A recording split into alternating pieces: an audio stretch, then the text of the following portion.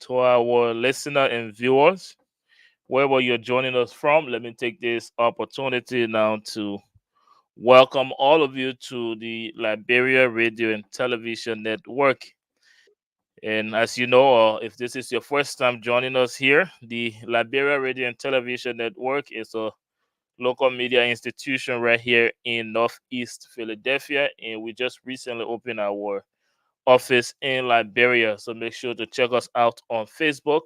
That is the Liberia Radio and Television Network, or LRTN for short. And also check us out on YouTube and make sure you're following us, you're liking our page, and also you're encouraging your friends and family to do the same.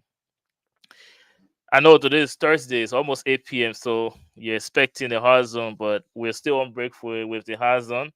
But we are here today to bring you a special interview with the Multicultural Community Family Services, who is leading an initiative to on immigrant opioids, exploring immigrant partner discoveries on opioids use and misuse in four primary areas.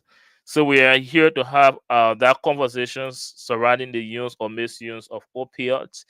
And just by way of information, there are participating organization that is joining with the Multicultural Community Family Services in carrying out this initiative.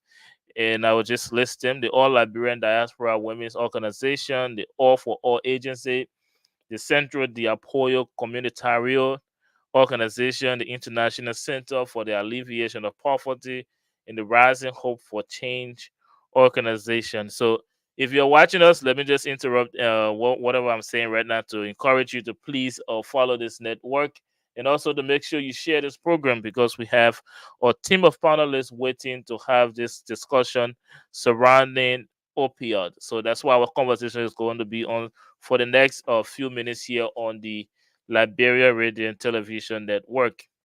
I don't know if you know, but opioid, what is it? It's not opinion or marijuana. What exactly is opioid and how addictive it can be? What are the signs? What are the risks of it? And how prevalent is it in our immigrant community?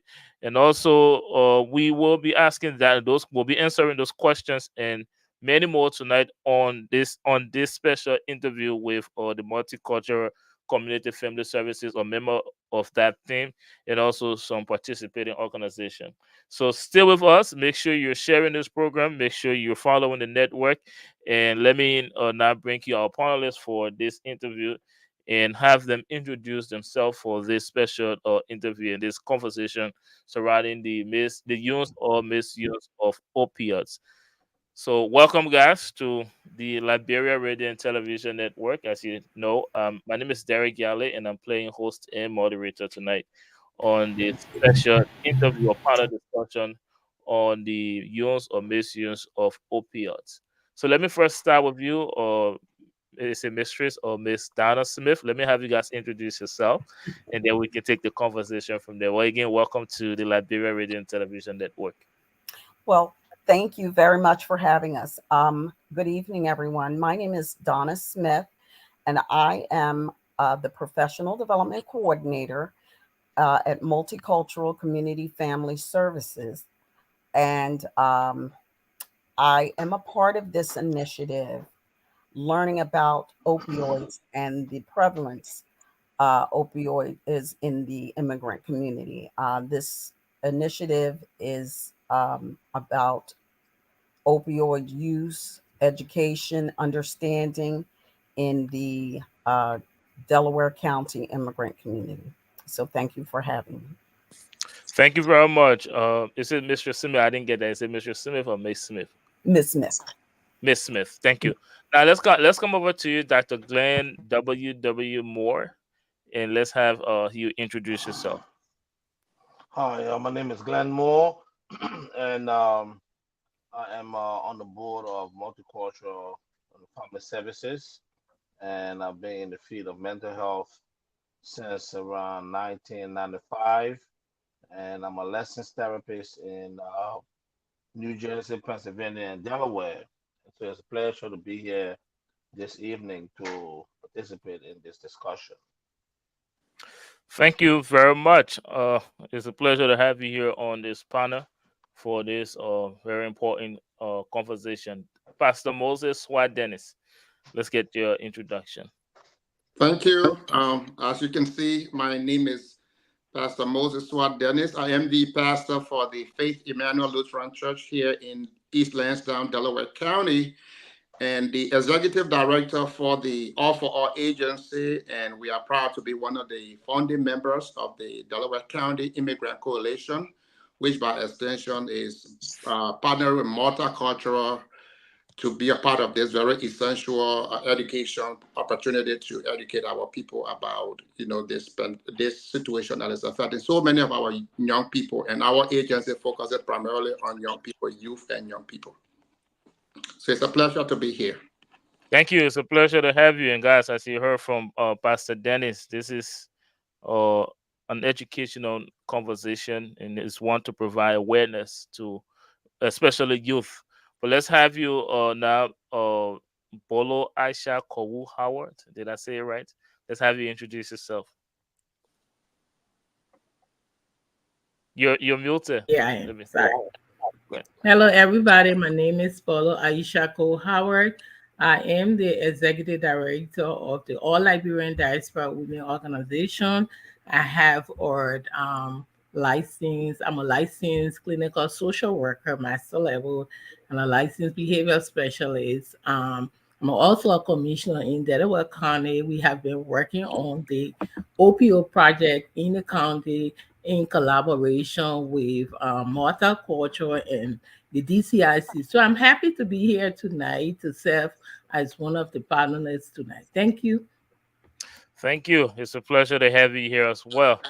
And let's move over to you, Pastor. Is it Linde? Let's have you. Can correct me if I'm wrong. I have this banner in front of me. I can see your name clearly. But go ahead. You got it right, Pastor Daniel H. Lende. I'm the pastor for End Time Reminder Ministries Global, and also I am the president and CEO of Rising Up for Change. We serve both Delaware County and the Greater Philadelphia area. I'm happy to be part of this initiative. As probably we all know that opioid misuse is a serious public health issue that needs everyone's attention. And that's why we also within the religious faith and also social, we want to join hands to make sure that we can make our contribution to this. And we are happy to be part of this conversation tonight and looking forward to making our contributions. Thank you. Thank you very much, Dr. Daniel H. Linde. Now let's take you, Mistress or Miss Anne Karuki. Correct me if I'm wrong. Let's have you introduce yourself. Yeah, my name is sorry. My name is Anne sorry, I have a little cold. My name is Anne Kariuki from Kenya, and I am the executive director for International Center for Alleviation of Poverty, which we also do. Part of the mandate is to do resource mobilization. I'm one of the partners for this initiative. What else can I say? I'm a lawyer by profession. I'm also a long-time resident of Delaware County. So what is happening to the county is of great importance to me. And if there's anything we can do to improve, I'm happy anytime to do that. So I'm also very excited to be part of this initiative, which has opened my eyes to so many. I've learned much as we have learned. It's been a learning experience for me too, especially opioid in the immigrant society or community. But I am so happy to be here, and I'm also thankful for having been invited to be part of the partnership. Thank you so much. I'm looking forward to all the deliberation and the discussion. And thank you for your TV station. I will see. I know it does exist, and I'll be paying more attention to what you do. Thank you, and you can also share the post on Facebook. Make sure you're encouraging your friends and family to do the same. But thank you for your introduction. And let's take in our Mimi Frames.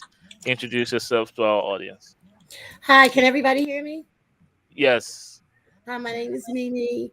Um, I am a shadower down at the Multicultural Family Services Center, and I'm joining this meeting because this really hits me at home. Like I don't live in I don't live where you guys live. I live in Philadelphia, but still, opioids is still a worldwide hazard, meaning that everybody's affected by it, families, children, their jobs, and things of that nature. So I just wanted to give my input. I'm sorry I'm late. I had trouble logging in, and I'm finally in. I couldn't log in on my phone, so I used my tablet, but I'm in. I missed a lot of information. But I'm here to give input and just listen to see what's going on so far. Thank you. You didn't miss anything. We're just getting started. So Oh, great. Okay. you'll be here for everything. So let's have you introduce yourself. Portia Kamara, your camera is off. I don't know if you're still with us. There she You're is. you're muted. And man, Kowu, can you turn your camera on if you don't mind? Thank you. Go ahead for your introduction. Mrs. Portia Kamara. Good evening, everyone, and I apologize for my late joining due to technical challenges. As you have heard, I am Portia Kamara, and I serve as the co-founder and executive director of the Multicultural Community Family Services. We are located in Upper Derby, Pennsylvania, and it truly is an honor and a pleasure to be joined by many laborers in the field of community-based services working predominantly within the immigrant community in the greater Philadelphia area, but with specific focus in Delaware County. Thank you very much, Mrs. Portia Kamara. And let's have, I don't know if I'm taking you already, Mrs. Kowu. Can you give us an introduction? Hello, my name is Charles Eder Favor Colwell. I'm the Opioid Outreach Assistant Manager, and I'm here tonight to just, help you guys have this conversation and educate you on some things that you might not have found in your research. So thank you for this, maybe. Thank you very much. It's a pleasure to have you on here. So far, I think I've gotten everyone here introduction for the show tonight. And again, the conversation is going to be on opioid, the use and misuse, and also the initiative to explore immigrant partners' discoveries on opioid use and misuse for primary area. What I would like to do at this time is for us to take a break.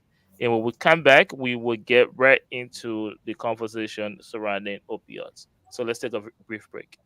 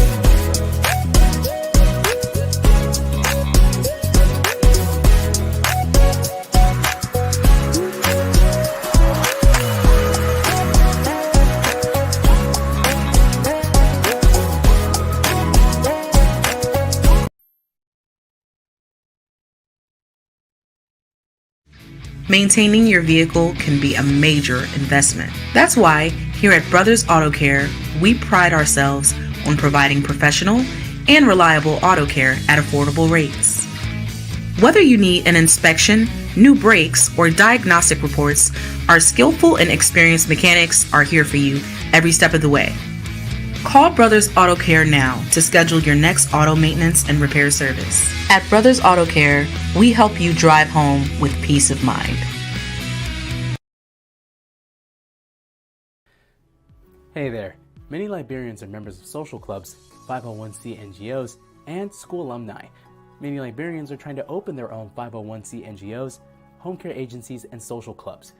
Does your organization have a professional website? Does your web platform have the right wording and content to attract grants? Hopefully you're not running your organization only through social media. There's a more professional route. You need an online space where you can craft a positive message about your organization, making your home health agency more credible, which will increase your chances to receive grants. We'll build you a responsive platform for 501c organizations, healthcare agencies, and other types of organizations. We'll provide you with full website maintenance, membership sign-in, private charts, Facebook and WhatsApp integration, live video feed for all your meetings and special occasions, a dashboard for members to see all the activities, and email and text auto reminders for meetings. We'll build with donors and 501cs in mind, and will help you solicit grants and automatic membership due collections. Building you this amazing platform will only be a membership fee of $19 a month. Call or email us now. Let's upgrade your website. Home health agencies and small businesses, you owe it to your company to project the best image possible, and we can make it happen. Visit www.tiamit.com or call 215-966-8679. Ask for Tommy.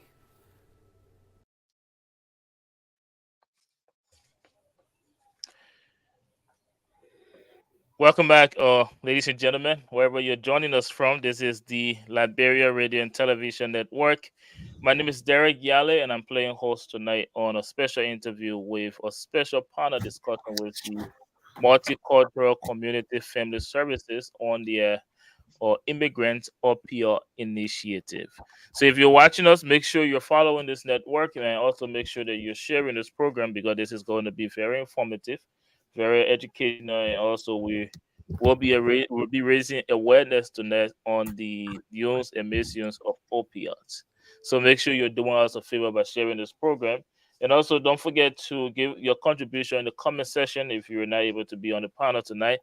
And let's get the ball rolling. Miss Smith, I would like to actually have this conversation started with a question posed to you. This initiative, before we get into the definition of opioids and everything surrounding it, let's talk about this initiative. Why? How did the need arise for this initiative, and also talk to us briefly about the initiative, the Immigrant Opioids Initiative. Let me get the ball rolling with you. Okay, thank you. The initiative started within Delaware County Department of Human Services. They came to the community regarding the immigrant community organizations, regarding, wanting to obtain more information, and there was grant money available to bring awareness to the immigrant community within Delaware County regarding opioids and opioid use.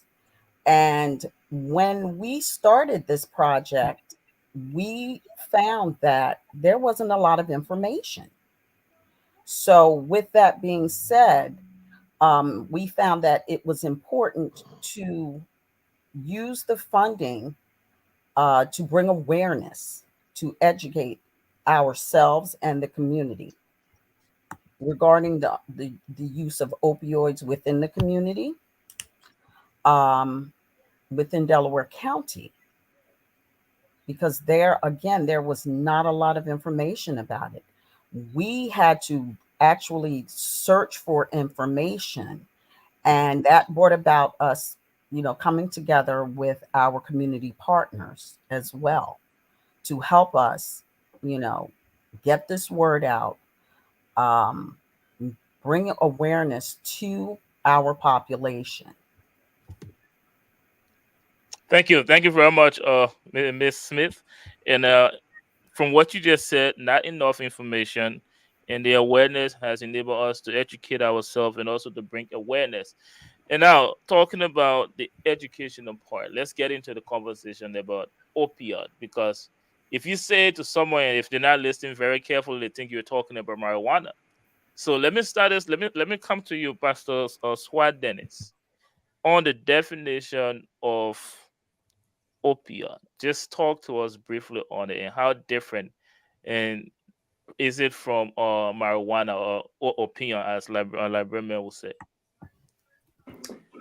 Uh, I feel there are more qualified people in the room to define this from a You're, medical you're perspective. right. You're right. If you're a qualified person here, make sure you can get Yes, interrupt. please. I And want to respect my area of Doctor responsibility. Doctor Yeah, Moore, yeah. go right ahead. Yes. Go right ahead. So, opioids are a class of drugs that started off with good intentions. Basically, they are painkillers that people become addicted to, and these painkillers they bind to the brain and the spinal cord to relieve the perception of pain, and then also it goes to other receptors and give you pleasure, specifically dopamine receptors. And so when one is not careful, you can cross that threshold, and instead of being managed by a medical doctor, you can use it to gain pleasure, and that's when it becomes a serious issue. It goes from relieving pain to giving pleasure. So when you say, just to build on that, when you say you can use it to gain pleasure, can you expand on that? And why Yeah, you add because it? I'm sorry. Why you add it? Can you you become addicted. differentiate that? Yeah, I'm sorry. Can I complete the question? I'm sorry for interrupting you. Yes, And sorry, can you sorry. differentiate between that and marijuana? Because I think the misunderstanding is very close. Well, I mean, research, modern day research shows that marijuana can have some medicinal properties, unlike opioids. Opioids are highly addictive compared to marijuana. Marijuana can be used in some instances to relieve pain if managed by a doctor. But the opioids, I mean, they just go out the window. Uh, it's the more you use it, the more dependent you become. So from being a drug of abuse, you become dependent, you become addicted. But you start off with good intentions. You start off by trying to block those receptors that give you the perception of pain. But then you get addicted gradually if you're knowing it. So, for example, you cannot go to bed without taking a dosage, and so you you you the- you become helpless, so to speak. Thank you, Doctor Moore. And let me get your opinion, Karuki. Okay. I am talking from a non-clinical point of view, but what I do know is this, of from the experience and also what is on the ground. Opiates are very strong painkillers because we do have a variety of painkillers, but opiates are among the strongest in times of pain. So they are given in severe pain, like after surgery, after when you're really in pain or childbirth, and when you've had C-section. So they handle severe pain. That's when they're prescribed for severe pain, not just the ordinary headache or the ordinary pain. So it's for severe pain. And what's the difference between opiates and marijuana? It's the makeup of the drugs. These usually marijuana it's a weed. It's a street thing. It's not you don't get it. Of course, now we have the marijuana dispensaries coming along, but in most cases, because they are so strong and they are regulated, they are usually prescribed by doctors, or they are supposed to be prescribed by doctors and not by anybody else. So this is not the kind of, you'll not find morphine in the streets, you'll not find oxycodone in the streets, unless somebody is using that, has prescribed or has stolen them from a pharmacy and they are dispensing them. But these are regulated drugs. They fall under like the Poison Something Act. I don't know the pharmaceutical, I don't know the exact act. So they are controlled. They are Control controlled. You substance. don't Yeah. find them anywhere. So Yeah. that's the difference. This is not Tylenol. Yeah. So okay. So just for educational purpose, though they may sound like opinion, but they are not even close. Like you just said, for a simple explanation of opinion, you can find it on the street. But this supposed to be prescribed by a doctor. Am I correct? Or Correct. 100% correct. thank you very much. And sticking to education, what more has this initiative taught us about opioids? Who would like to take that question? Or Dr. Linde? Pastor Leonardo. Oh, I'm I don't sorry, have it. Pastor Linde. Yeah, I don't have a doctor degree yet. Sorry. I'm sorry. I'm sorry. You, It's that's okay. prophetic, Pastor Lender. It is. I agree, but I just want to be clear. Go All ahead. right. And then also to respect those who actually earned it by high earn. Okay. But come back with the question again, please. Sorry, that took me off track. What more education has this initiative provided for us on opioids?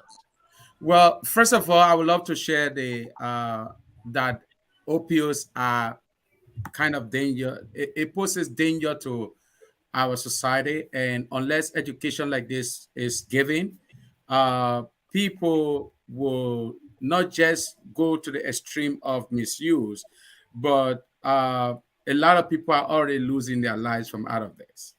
And so, opioids, the dangers of opioids, to me, it's important for us to know them because um, it helps us to really save lives and to avoid those who have been already addicted to get out of the addiction.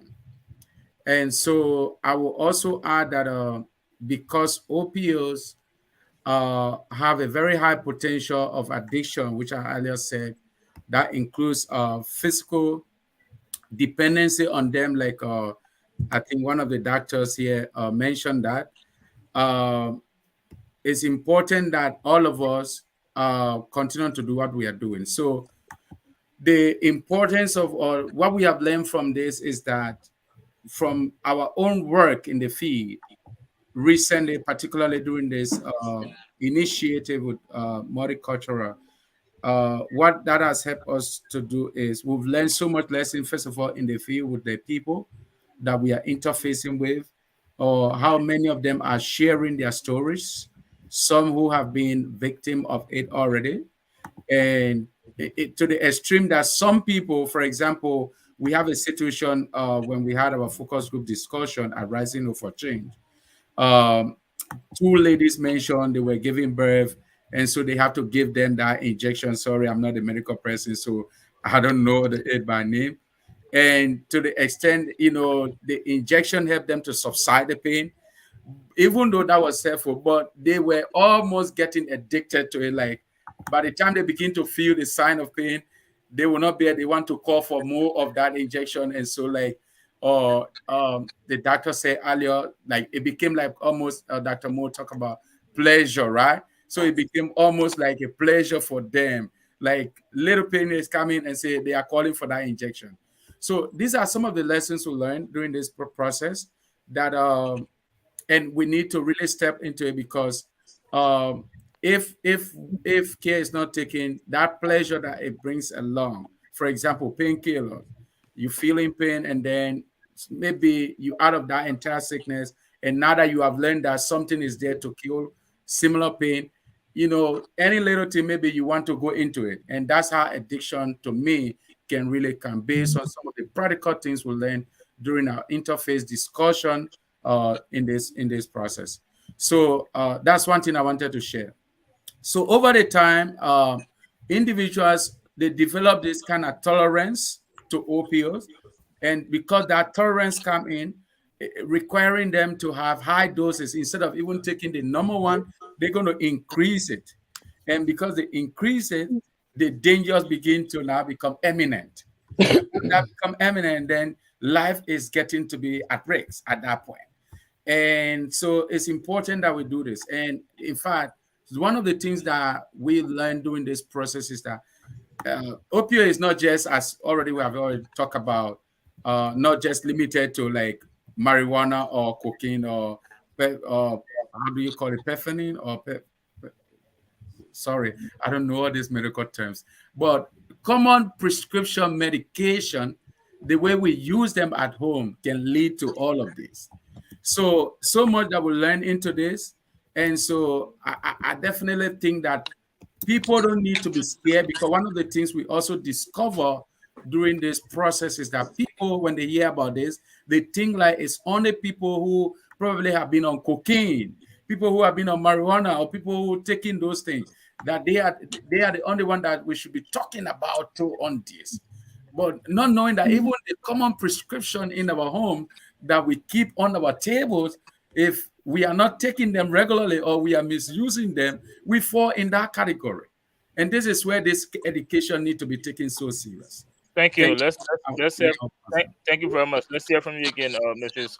Karuki. I'm sorry. Yes, because I just want to contribute because I'll be entering my vehicle, so I'll be hearing you as I drive. So I've decided, let me say as much as I can before I get into the vehicle. So what have I learned, and what have we learned with all this project? We have learned a lot. We have learned that a lot of people we came across do take opioids. They just don't know it's opioids. They say it's painkillers. We found a lot of people who have been prescribed or gotten because of surgeries, because of childbirth, but they did not know. They know it is a painkiller. They do not know the consequences, that it only takes about 14 days if you're unlucky, because some people are able to overcome the 14 days to get addicted. We found the older generation usually were prescribed because of having surgery, because like knee replacement and back. We found the younger population, childbearing, were given because of after the C-section. We also found out that they had no idea, and they were saying, you mean, ask a question. You mean I'm taking this? You mean I'm addicted? You mean I was taking, you mean I'm a drug addict? I was taking drugs and I did not know, and on and so forth. So a lot of questions did come up, which says that we need to educate them. They lack education about opioids. We also learned that there is a big disconnect between the American-born children and their immigrant parents who came here as adults and gave birth to them. The younger population, the American-born children, do know something about opioids. Their parents do not know. So the parents really wanted to know how. They would not even know if their children were on opioids, because we also have the street version of it. We have fentanyl, which is killing people every day. Every time I meet a person, it's like I've lost my friends, especially the white community. Someone came to do some work here in the house, and they told me, "Oh, I've lost so many friends to heroin and fentanyl." Those are opioids. Those are street. They are manufactured in the streets. But we are talking also about prescribe, which we also know people forge prescription. But the immigrant community, thank God, it has not reached that stage. Is it there? Of course it's there. It's hidden. These things are hidden. They are not above board. So I'm sure we do have, and I do know one or two or three around here and there. But it's not a crisis. So what have I learned, or what have we learned? We have to work hard to prevent it being a pandemic or reaching that crisis stage. We are lucky it has not gone that far. But the American-born children, peer pressure, this vaping, all these things is going to get them. So we have a duty and a responsibility to make sure we are able to stop, as opposed to other communities, especially the white community. They are doing what we are calling harm prevention, harm reduction. They're the ones who are working with the narcopains or whatever it's called, so that you overdose, we inject you so you don't die, we reverse the overdose. So we have learned a lot. But to sum it up, what have we learned most? We have learned most that there's dire need, there's critical need to educate the immigrant community about opioid and its consequences. They have no idea when they, and then again, they are like me. They cannot read instructions because of, once you are given through the window, through the pharmacy, they cannot read the instruction, or they don't hear what the pharmacy is saying because of the language barrier. But but again, there are also who can read, who are like me. You look at you get medication, you read all the negative, it can do this, it can do this to you, and then it's like, why am I even taking it? What it can do to me is worse than why I'm taking it. Do I really need to take it? So you don't read. So even if it's there, you don't pay attention because it always says all the interactions which are so negative. So it's like, it's worse taking the medication if I go by what they're saying.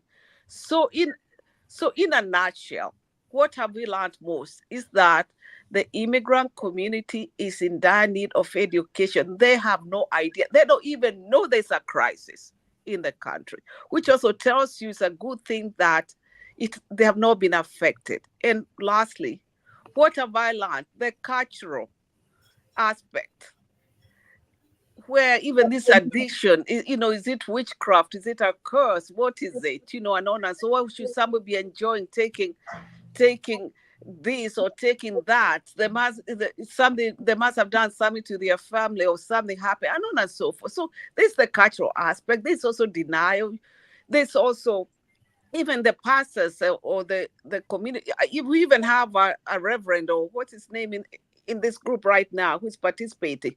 You can even see even the way they don't like to deal with these issues of addiction. They're too much, there's taboo around it. If I go to a white person and say my child is addicted, it's like, wait a minute, sit down, we're going to get him help. But I can even see the way he's dilly-dallying. It's like, this kind of subject is not quite there. It's not the kind of thing we'll deal with. We want to deal with. Oh, how do we deal with it? And then again, it's also hidden. And once something is hidden, you cannot get treatment. It has to come above for the person to seek. So there's stigma. We have to address that as well. And I think I've talked so much and I've done my duty for tonight. And Thank you very much. I Now, gotta say something. thank you. Let's hear from you, Mrs. Friend. You're Hello? recognized. Go ahead. Hello? Yeah, go ahead. Yes, we can hear you. Go ahead. Okay, I want to say something. I think the problem is, especially in Philadelphia, nobody cares. Here's the thing. Nobody wants to hear anything about how to save their lives. Nobody wants to hear anything about how to save their community. People are selfish. They're only thinking about themselves. They don't care, which is sad, which is why this drug is spreading. It's not just here. It's not just in Durham. It's all over the place. You have to remember, opioids it's in every medication you take damn near, especially if you have pain. How do we get people to listen? How do we get people to care? I know some families where they have like a son or a daughter or whatever, where they're either out there on it or they're selling on it, and they just kick them to the curb because they don't care. It's like whatever they do, it's their life. How do we get people to listen and care? How do we get doctors to stop giving people prescriptions and saying, well, read the warning labels? They're not going to do that. I believe we should let them watch videos and let them hit them hard. People just don't care about each other anymore like they used to, like we know. That's the problem. We have to start to see, how can we make people care? How can we let them see, besides what they're seeing, that this could be you? I mean, it'll never stop, but it can be preventable. All drugs are preventable as far as addiction goes. That's the issue here. It's good to know where these drugs are coming from, what they're in, what they do, how they cause harm. Okay, we're sharing that information with us here, but how do we get it out and let people know this is serious? People are just not caring. That's the problem. Thank you. Thank you And very much. I'd like to come in, I think, to Go ahead, buttress what the Pastor last speaker was saying. Mhm. I think one of the things in the process of caring is that relationship building, because when there is a concrete relationship, a caring relationship, I think people will be open to learning. It is said that show me that you care before you tell me what you know. So Right. I do really think in the context of the faith and religious and community organization, I think we do well when we build a relationship, especially through the relationship we are able to educate our young people, because it is said that ignorance is the foremost disease. With ignorance, people can abuse drugs and, even to their own detriment. So I do really think that we hold the keys to those relationships that help save life and avoid this addiction. Because part of what happened in the relationship is that people are educated that these short-term gains do not benefit in the long term compared to the impact these drugs will have on people. I mean, you can take it tonight and you're all of pain, but tomorrow you'll be calling for it. So it's sometimes good to really learn that patience and learning to live in a way that you are able to be in control of your own life instead of a substance controlling your life. So for me, I think part of the learning, as we are learning in the Delaware County Coalition and the work of this opioid group, is to build a relationship that help educate people, which help prevent the abuse of drugs, which by extension save lives. So I really wanted to add those to what the last speaker was saying. Thank you All very right, can I much. come in? Before I recognize you, Mrs. Howard, let me Patricia Divine Jackson, are you with us? Can you put your camera on? Thank you. Since let me have you introduce yourself since you're just joining us. Just Yep. talk to us briefly about yourself. Yeah. I'm Patricia Devine Jackson. I work with Multicultural as the home health coordinator. Alrighty. Thank you so much for joining us. Now let's come over to you, Mrs. Howard. Talk to us. All right. I just want to add on to all the speakers. Opio is in four category. We have the names are orthocardin, we have hydrocodone, codeine, and meth. Those are the four category that opio is in. And everybody we are focusing and looking at it on, looking at the medical, but me coming from a behavioral perspective and coming from our environmental perspective, and in the neighborhood and everywhere, opioid is becoming so big. I'm not focusing on the medical aspect of opioid tonight. I'm going to focus on the homes, the community, our environment. If you look at your common Robitussin have opioid in it. There are so many pain medicine that have opioid. They are all in the opioid. And for example, one of the things that we found doing our outreach out there is that many people in our community, for example, if the doctor, on there has a prescription that says you should give certain amount to the kid. But in our community, some people want, they want the kid to get healed faster. They want a quick release, so they increase the doses just to relieve pain, just to relieve that pain, that cough that will go on with the kid, which of course can cause overdose. Another thing we found that our older adults, they take pain medication. Those pain medication that you take has opioid in it, and they overdose by taking more. We found out that opioid is not just in the community, people send for opioid all over. Some of them are not even prescribed by doctor. That's what make it very serious and make it very severe, because some of them are not prescribed and people are still finding it and buying it over the counter and taking it to cause pleasure, to cause relief, because they want to, feel good, they want to feel better and stuff. So, which of course is causing overdose.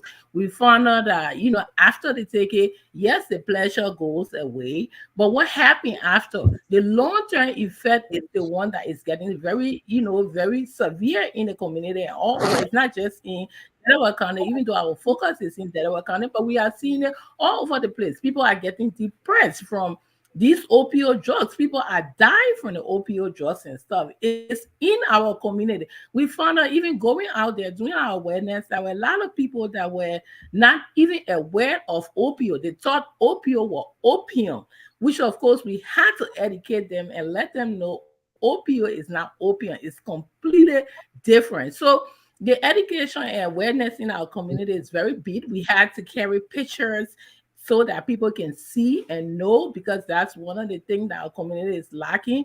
The wordings, they don't know, a lot of them don't know the wording in the immigrant community. So it's a problem. So as immigrant-led organization, these are, things that we have to do to build our community, to let them know, to say, okay, the problem is here, we having these issues, and people don't know. Even during our focus group, there are a lot of people that, after we explain and talk about, the uses of opioid, a lot of people who found out have already used opioid but don't even know. So these are the risk factors that we are talking about in the community. So more education, more prevention in the community will help our community a lot, to be able to alleviate some of the problems and some of the opioid uses in the community. And it's causing now, even in the street, it's not being used as a drugs that people use in the street. So it's causing a lot of other severe health issues that is all over now. So as an immigrant-led organization, it's our responsibility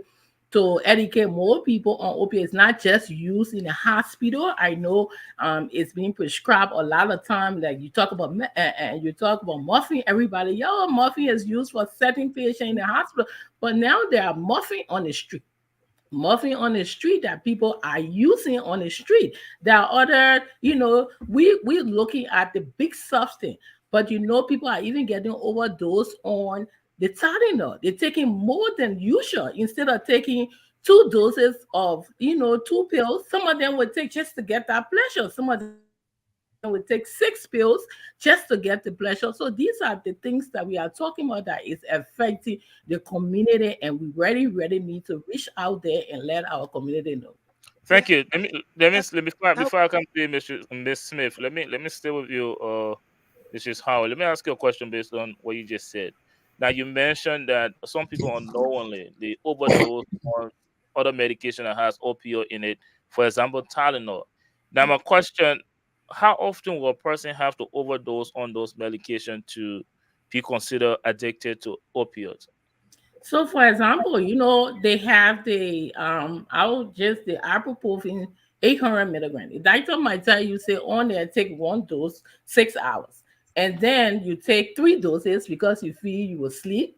It'll make you sleep. It'll relieve that pain. It'll make you, happy. So that all of that is overdose because that ibuprofen has opioid in it. And we should feel like you're talking about, cause, anxiety. And some people, even if they take like three pills of ibuprofen, they start vomiting. So you see all those rapid breathing. If your body can't tolerate it, you start seeing all the other side effect of it. So anytime you go above your normal doses and you go above beyond, so it's overdose. Is now you are taking it for pleasure, not the normal dose that the doctor have prescribed. all right. Thank Can, you very much. can I come in? Yes. I will come to you, Mrs. Jackson, after Miss Smith. Okay.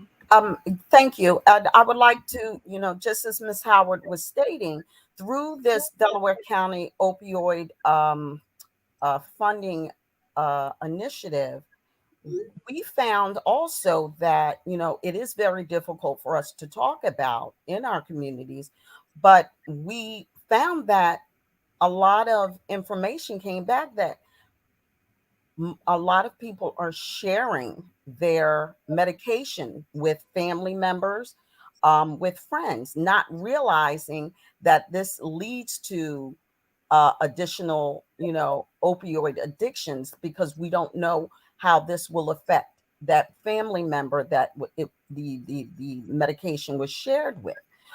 Just say, I'll give you an example.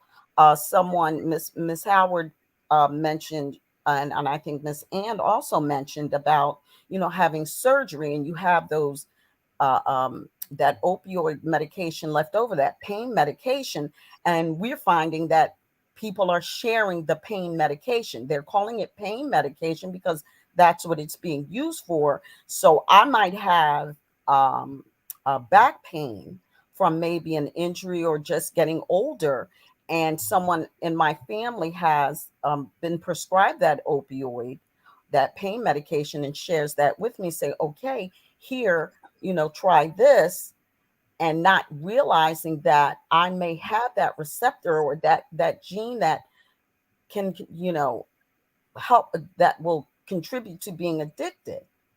And we're finding that it's a lot of medication sharing among family and friends, and not really realizing what we're contributing to, because we're taking care of family. Thank you very much, Mrs. Jackson. Let's hear from you. Yeah, thank you so much. I think that I missed. I'm sorry, I came late. We were trying to get it through Zoom, but the previous speaker, not the one who had to leave, she was going in her car.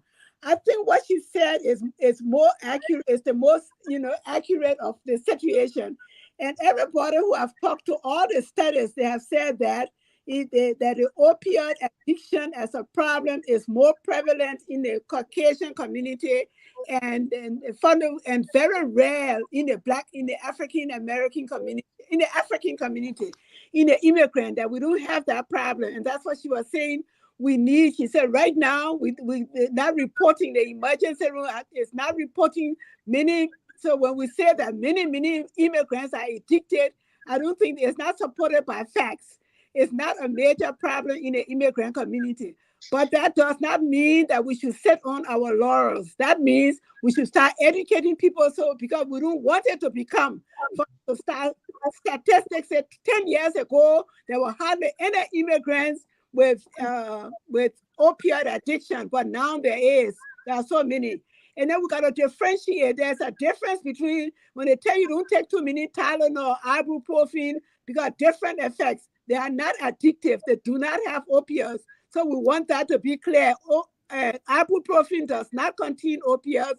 Tylenol does not contain opioids. So if you take it, doesn't give. The other thing with opioids, we talk about receptors in the brain. So this is what happens in how, and I don't want to get too technical, but how you perceive pain, how you feel pain, is the whatever hurts you in the body, like you stump your toe, you cut yourself, it sends a message to the brain to say something's wrong with the body, and then it responds with pain, So when you take opioids, when you take this medicine, it acts on the center in the brain that controls pain. So it takes away the pain.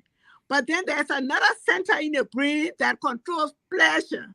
So when you take the same medicine, it not only controls the pain, but it also stimulates you feel good. And so how opioids become addictive is long after the pain is gone, you now want that same medicine. Like somebody said at the flower hut, they said they felt like floating. They were so happy. They said, give me more, give me more, give me more. So the addiction comes not because of the pain anymore, but because of the pleasure that you have now. You want to feel that high, that pleasure. So what's happening now in the community, the medical field has tried to police itself. It used to be a major problem. Doctors were prescribing it. But when the law went out that patients were becoming addicted to prescription drugs, doctors have become very cautious. That's why patients do doctor hopping, because their doctors will say, no, the pain from the knee surgery should have been over by now. Take only Tylenol or ibuprofen. We're not going to give you any more strong opioid or painkiller by now. And then that's what happens. So they will go to another doctor or go to the emergency room. But what the biggest problem now, I think they say now, is almost like 20% or 80%. The biggest problem now is the synthetic opioid, which is really fentanyl and these other ones. They make the same type of opioid like fentanyl, but you can buy it on the street. So the major problem yet facing the United States, facing our young people, is not so much they got this opioid from the doctor, but they're getting it now from the street. So you can get it from the street. Even subsequent, when your doctor says, we're not going to give you any more painkiller because after your surgery, your pain should be controlled. Normal people have pain for so and so time, and then they respond. Because after the initial doses, they tell you you cannot take Tylenol and ibuprofen because they know Tylenol and ibuprofen are safe drugs, and you can continue taking it. Where no drug safe, Tylenol can affect the liver and other things, and ibuprofen can give gastritis for that. That's a different problem. It's not an addiction. So because of that, and if they're used to that opioid, they can go now on the street to get it. or they go on the street and get it initially just for pleasure. Somebody introduces them to it, and that's how they become addicted. So our main problem now in the United States, when people talk about the drugs coming across the border, fentanyl, like killing people and other things like those, they mean they're talking about the street drugs. That's a greater problem. And we need to educate our immigrant population on, I know we talk immigrant share, but I don't know how many immigrants, we still need to do research, have become really addicted through sharing medication, through cough medicine. So we don't want to frighten people to the extent that, oh, don't take cough medicine because it has a small percent of opioid. I think the opioid from the doctors, after the pain, many of them do not continue prescribing it. But if you can get it illegally, so that's the whole thing, the street opioids. But for now, like the lady who said, and from what I've heard other doctors say, immigrants, but we don't want it to get to that stage. Like those of us who came to the United States a while back, there were no Liberians in prison. There were no Liberians in this. So, but now what's happening? You go to the jail, see so many Liberians. So now we both, OPS is not a problem in the immigrant population, but we need to prevent it. We don't want it to come down to say 5, 10 years from now, they're addicted. And now we say, when you go to the prisons in Philadelphia, they're full of Liberians, because we need to do things to prevent it. But for now, as a whole, all that is not a major problem, like the lady said before. Thank you very much, Mrs. Jackson. Now let's hear from you, Portia Kamara. I know Mrs. Jackson touched on the prevalence of opioid in the immigrant community in the Delaware County area. You could just expand on that, and also touch on the age groups that are mainly affected by this opioid addiction, and also what puts a person at greater risk of being affected by opioid addiction. Dr. Mrs. Portia Kamara. You're muted. Let me unmute you real quick. Yeah. Go ahead. Thank you very much. And in the interest of time, and at the risk of being repetitive, which I'm not going to do, I will just move the conversation along a little bit. I think much has been said about opioids, and a lot of what we are talking about, as referenced by Dr. Patricia Devine, is opioids as we know it to be prescription drugs prescribed by doctors following surgery, or to relieve severe pain for whatever reason a patient may present to the doctor.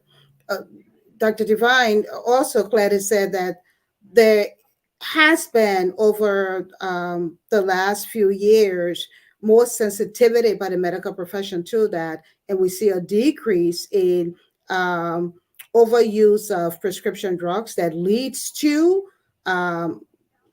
opioid use disorder or opioid dependence, and we are seeing more of an increase in the use of illicit drugs, i.e. fentanyl, and we find a lot of that on the street. And I think that's where we have our problems. We do know that within, and our focus here is looking through the immigrant lens, looking through a cultural lens with specific focus of our immigrant population, our elders, young adults, and children 18, or I would say young adults 18 to 35, if I may say so.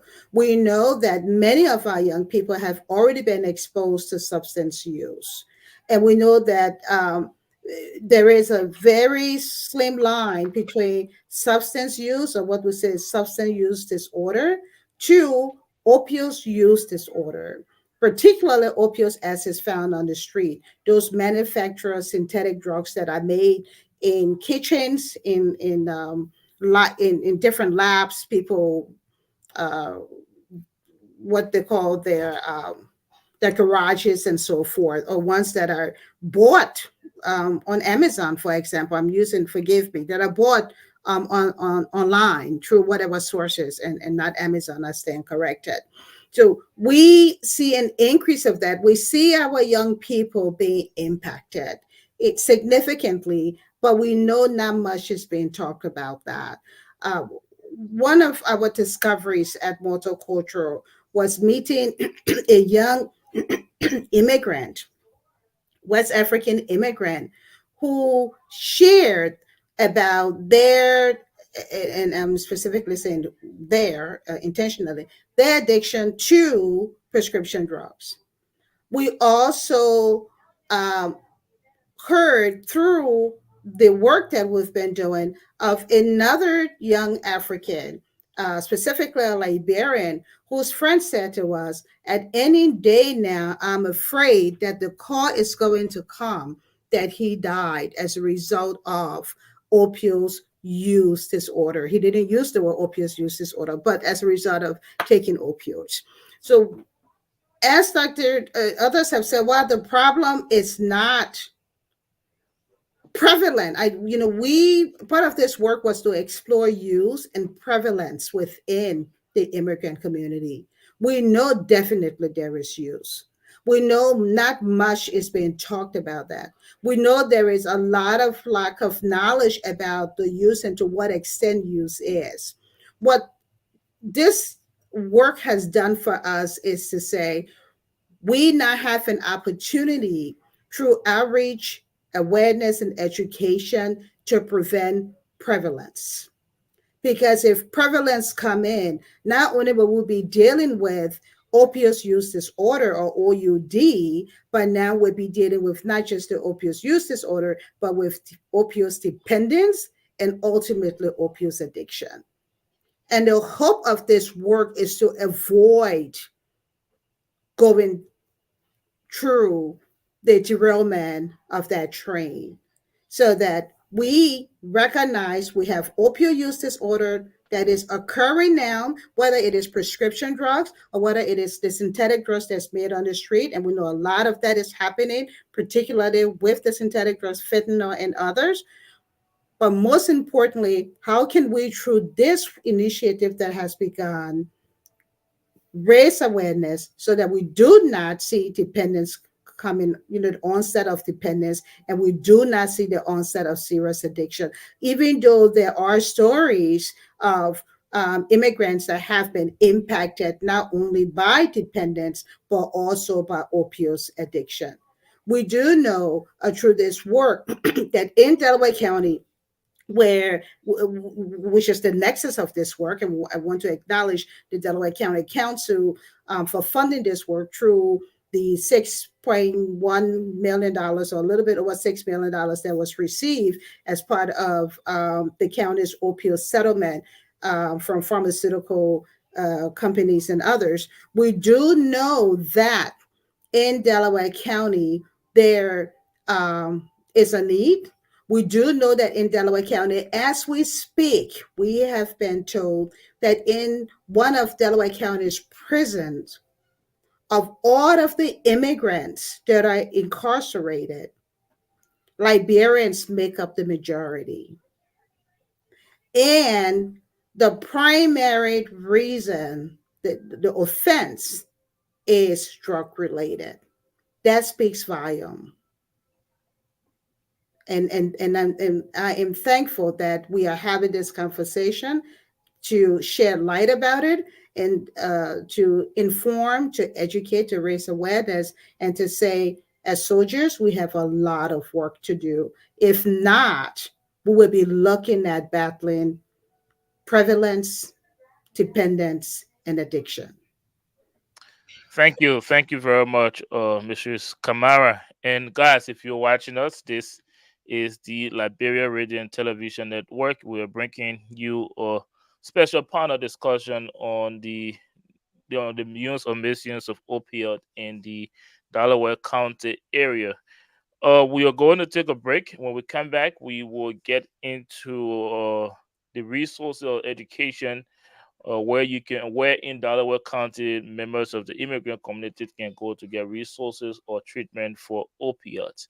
So, but for now, let's take a very brief break, and when we come back, we'll talk about that, and also we'll talk about what our lawmakers can do to curtail or to curtail the use of opioids in the Delaware County area.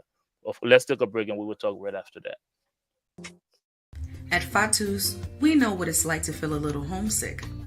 That's why we work hard to bring you the very best and freshest imported foods and supplies from home. With quality design African cloths, beauty supplies, and tasty African food items, you'll feel right at home. So what are you waiting for? Stop by Fatu's African International Market for all of your household and family needs. See you soon. Hi, my name is Theophilus Jilipa Nelson I. I am the founder and CEO of Lift Africa LLC. Lift Africa started as an employment agency that sought the employment of immigrants coming to the U.S. and finding ways and means to go to start life in this great your country. Now we have added airport pickups and drop, car rental, hall rental. As you see, we have a new business location. Started with just a little office part, but today we have a whole complex that we can do a lot of stuff with. Hello everyone, my name is Geneva Kreitz. I'm the Executive Administrator of Uplift Africa. We have an excellent employment rate at our company. We work with and for you regardless of your situation. If you've ever been in prison, maybe your background isn't great, do not worry. We have a place for you here. We believe in equal opportunity for everyone, especially you. So sign up today and begin earning. My name is Emmanuel B. Horton, Operational Director for Live Africa. Live Africa is the place to be.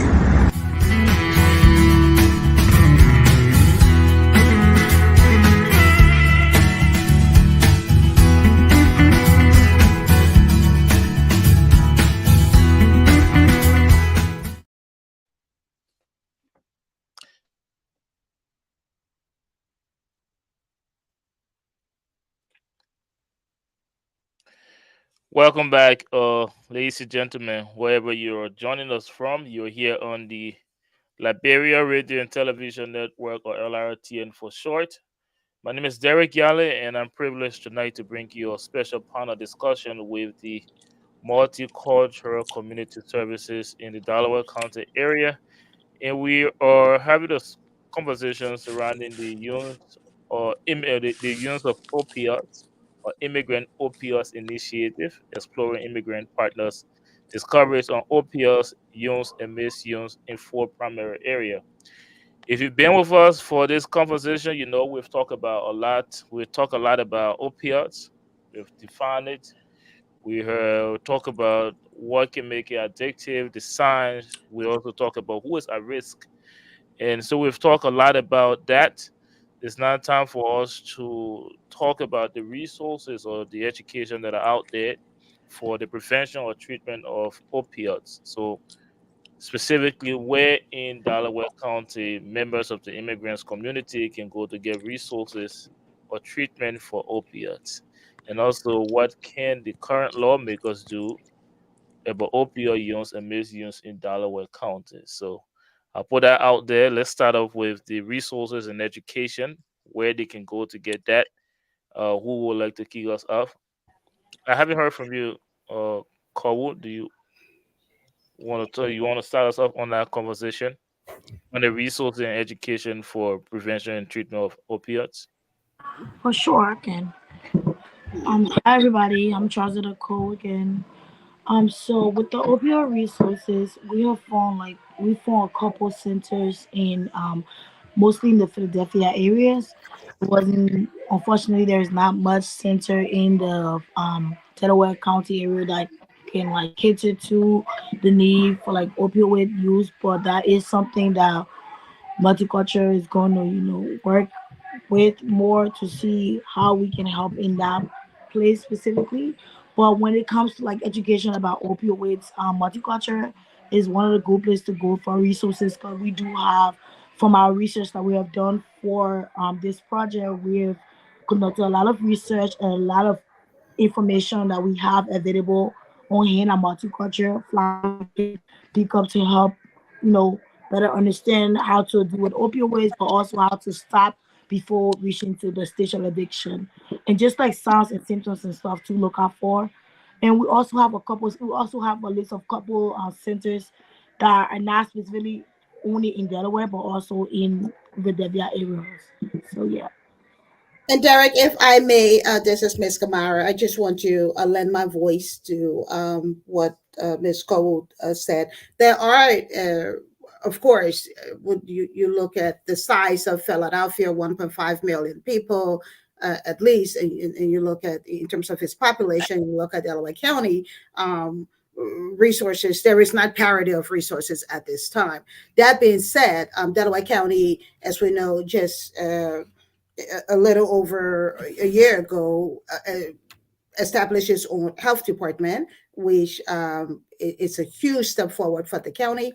But in addition to that, the county, its health department, and also supported by state and federal dollars, there are some very key resources that do exist in Delaware County that will support individuals who are experiencing opioid use disorder or opioid dependence or opioid addiction.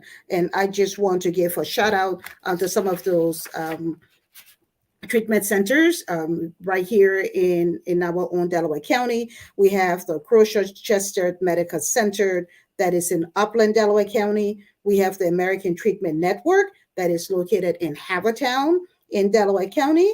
There is the Keystone Center that is open 24 hours a day, 7 days a week, that is located in Chester.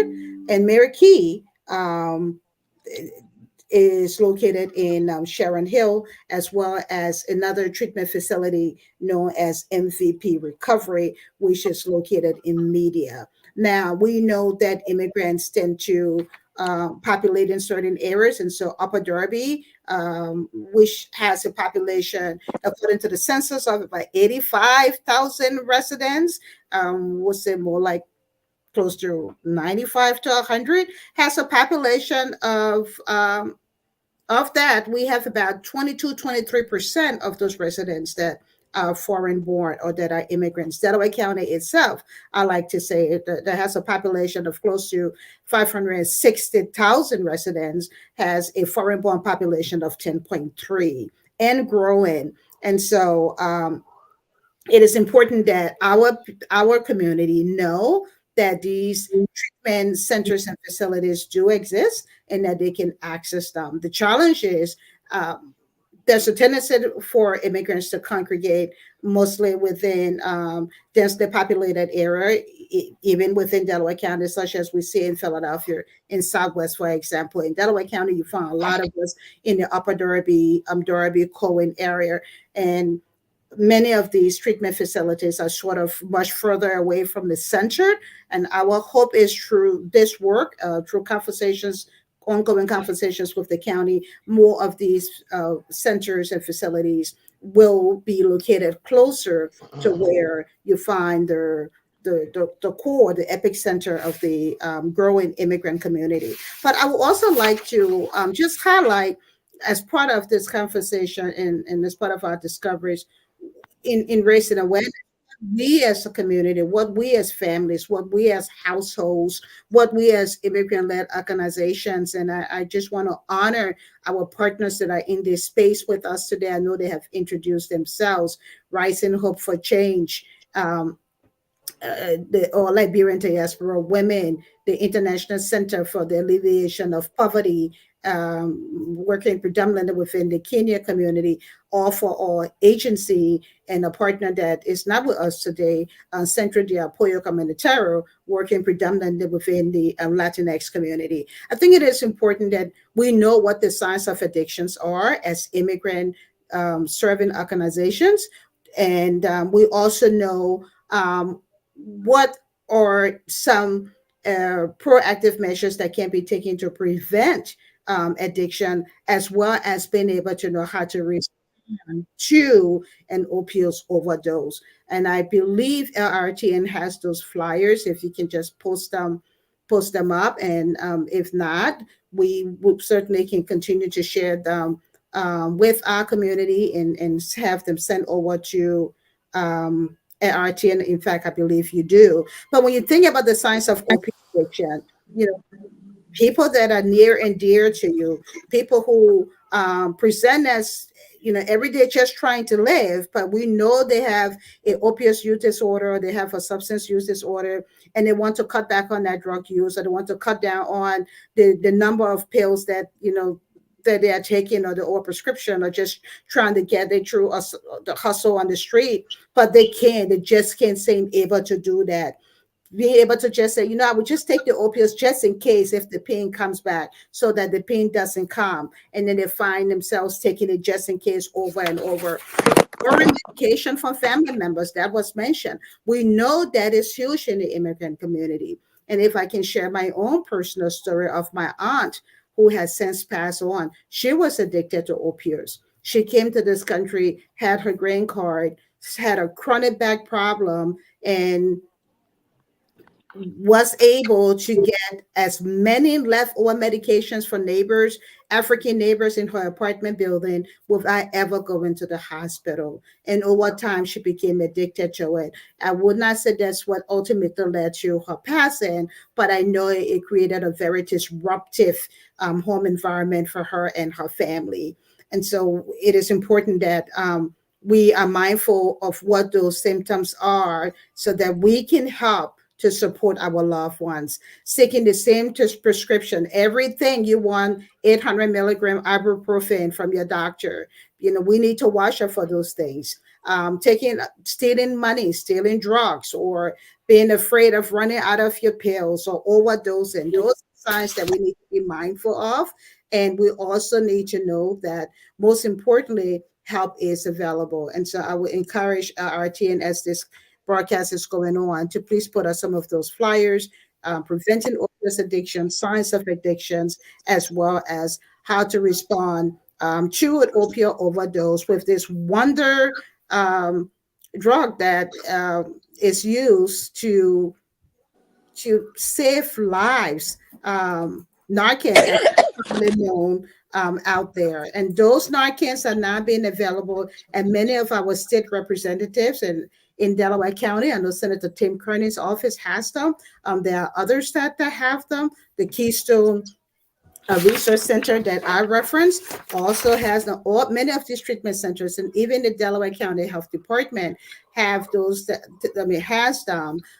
And can give them out, but it is important that anyone who receives them, that they be trained so that they know how to effectively administer Narcan to save loved ones who may be experiencing an overdose and would need help. Thank you very much. Let's hear from you, Mrs. Frames.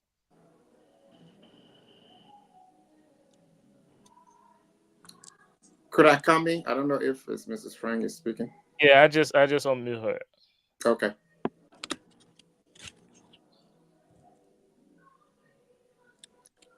Oh, I think you have to do it from your end, Mrs. Frames. Can you hear me? Right. I can hear you. Can you hear me? Yeah, we can hear you now. Go ahead. Okay, I can't see y'all, but I can hear. Okay, there you go. So I'm from Philadelphia, and I'm learning a lot. So the problem that we're having in Philadelphia is infested with the opioid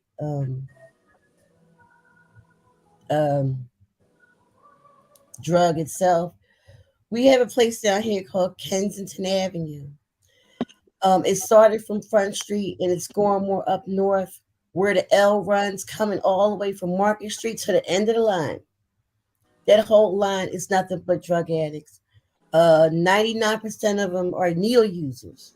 What they've been doing in Philadelphia is they've been feeding these people to spread awareness, giving out clothes.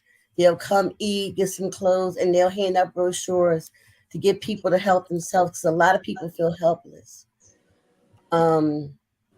It's been working as of so far, but you have to remember, we're talking about a whole lot of people here. But it's very effective to find a way to bring awareness. So what they do on Kensington Avenue is mostly like a couple of blocks from each other. They have these food trays out, and those addicted to drugs, or even if you're hungry in general, it don't matter.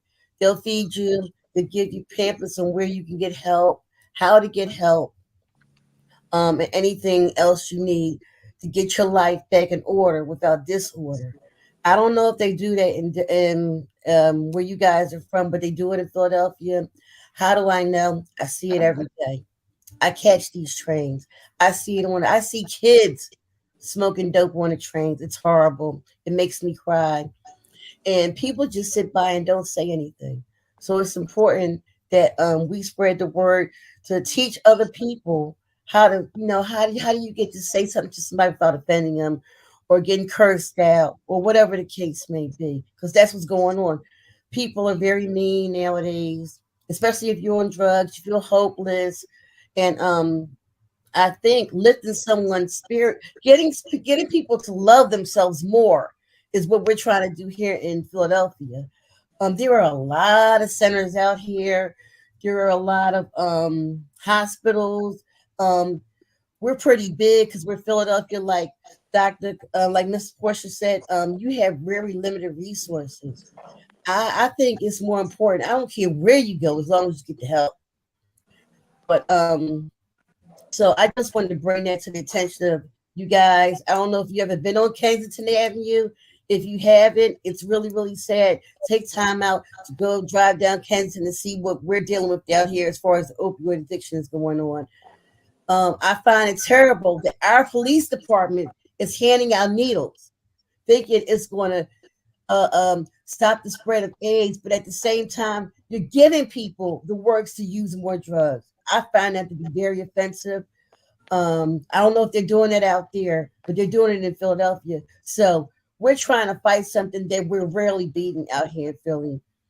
I just wanted to, let you guys know what's going on in Philadelphia, and maybe some of the things that we're doing out here, like, bringing people close to the table. People are hungry, they're using drugs, they don't eat all the time, and maybe this might be a good way to spread the word of how dangerous these drugs are. A lot of people already actually know that they're dangerous, they just don't care. I Thank, just wanted to bring it out. thank you. Let's hear from you, Pastor Swat. Yeah, thank you, and thanks to the previous speaker. I just wanted to add to what Mrs. K was talking about in terms of proximity of health center. There is one here in Lansdowne, actually right next to the Lansdowne Post Office, 53 North Union Street. They do also do outpatient treatment of opioids, and we can refer. I think that is closer to Upper Darby, and it's also on the bus route. So wanted to make sure that I put that out there. It's called the Lansdowne Treatment Services, and it's right behind the post office here in Lansdowne. So people should be aware of that. And we can refer people to it, or we can also visit to see what resources are available for future referrals to people who might need some treatment. I think part of what the health centers do, they also provide some services that people who may not have primary doctor, like shots and other stuff, some of those health centers have the capacity to provide some of those stuff that some people may not have access to because they don't have primary care doctors. So wanted to be sure I mentioned that the availability of this one very close to our community. Thank you very much, Pastor Dennis. And I don't know if you guys touch on this. I'll come to you or that tomorrow. But I have a question. I know Mrs. Jackson briefly talked about it, but what about the issue with the stigma that comes with addiction, especially in the African community? Let's say someone watched this program tonight and they feel like they are addicted to opioid and they need help, but they can't come out because of that stigma that comes along with addiction in the African community. What help are out there for them? If anyone want to answer that briefly, and then we'll go to that tomorrow. Or you want to take it? Go right ahead. Yeah, I'll take it. Yeah, so there is a stigma, especially in the African community and the African American community. Um, one of the ways to address that stigma is to have drug and alcohol counselors or have mental health counselors, because when one is addicted or abusing opioids, chances are they're going to have from association with depression, anxiety, and other, Morbidity. comorbidity. Sorry, it's been a long night. So, so this is where the mental health uh, clinician comes in addition to the drug and alcohol specialist. They can reach out to these families, these individuals through advocacy because chances are when you have the stigma that, oh, my son or my daughter is using drugs or I'm addicted to drugs, they won't come out. But if there's an advocate that can reach out to these families and to these individuals to help them deal with the crisis, because opiate abuse or addiction or dependence is not so much behavioral, even though there is a behavioral component, but it is more chemical. There's an imbalance in the brain chemistry. And so they are like helpless. In fact, when you face them and ask them, do you have an addiction? Most people will say no, okay, because of the shame and embarrassment that comes with addiction. But if there's someone, maybe multicultural family services can can can can design some organization or to go out to these families in a non-adversarial way to provide some assistance to them, I think it will go a long way into helping them address these difficulties. And Thank if I may, Mr. Moderator, just to add to what Dr. Moore has said, I use the word comorbidity. Dr. Moore probably wanted to say co-occurring disorder, but I use intentional comorbidity because we have to look at opioids addiction as a disease. We have to. And when it is co-occurring with other um, illnesses or diseases, we are looking at some serious disruptions within the individual, for the individual, within the individual, and within families. I also, as we talk about resources, I think it is important that we make reference to the level of expertise that we have within our immigrant community itself. Whether we are talking, and I'm speaking very broadly when I speak immigrant community, beyond the African immigrant community, I'm talking the Asian immigrant community, the Latinx immigrant community, etc. There are many highly skilled individuals. Two of them represented in this space, and you've heard from them. Dr. Patricia Devine, who is an MD, and we heard from her. Dr. Glenn Moore, who is a psychologist, and he's someone that is very, very humble. He will not say much about himself, or others will have to, reference that right here. And Dr. Glenn Moore lives in New Jersey, but he serves the Tri-County area, and he is available to provide clinical support, particularly within the realm of counseling intervention. We have Dr. William Minon Picasa, another Liberian who is a psychologist and works right across the border from Delaware County in Montgomery County.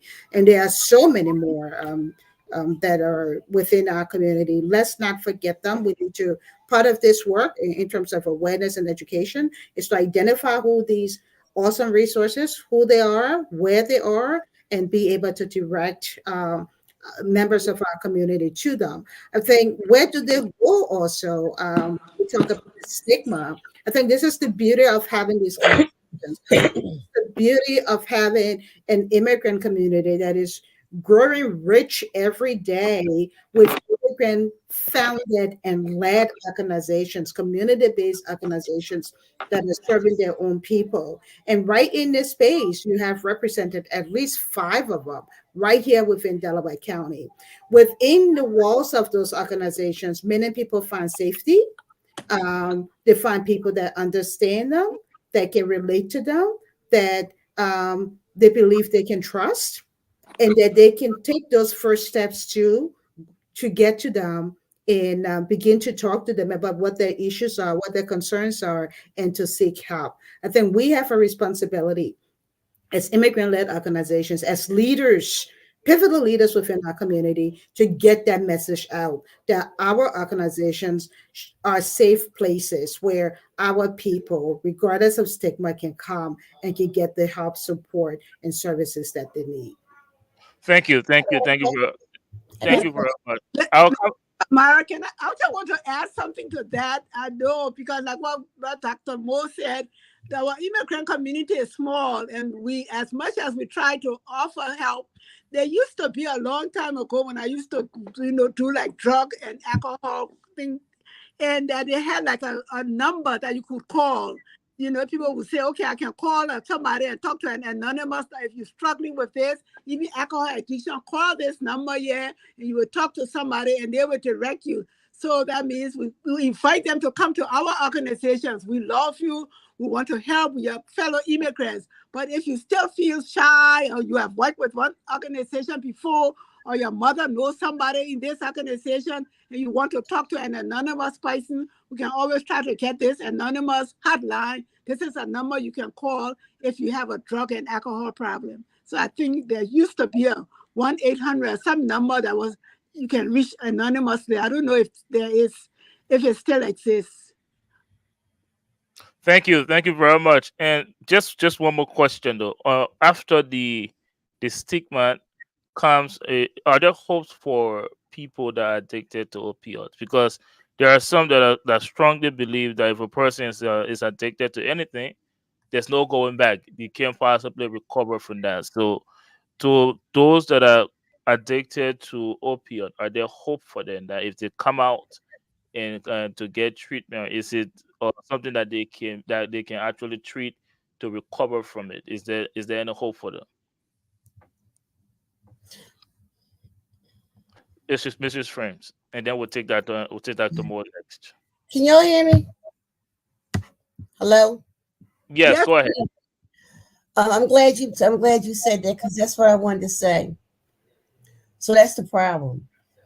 There are many resources, but there aren't many resources, and I'm gonna tell you why. All the hospitals are full, all the rehabs are full, all the inpatient psychiatric wards are full. So when it comes to people wanting help, where are they going to go? And it is a lot of people out there that want help. We just don't have a place to put them over here in Philadelphia. We are absolutely full. And what they do is they let you sit in these hospitals and you sit there and you sit there until you go back out the door and then you start getting high again. Either you die or you overdose. What do we do about that problem? We need more resources as far as medical centers. We need more places where people can go get professional help. Other than that, I mean, like, you know what I mean? We don't have any room out here. All the rooms are full. And there are plenty of people out here. Like Miss Portia said, Philadelphia is huge. We have nowhere for these people to go get help. It's a big issue. Where are they going to go? And there are a lot of people out there that actually want help, but there's no place to put them. Thanks Thank for you. letting me share. Thank you very much. Let's hear from you, Dr. Moore. Yeah, so I mean, I think our political leaders should have the willpower to invest in these programs to have any meaningful impact.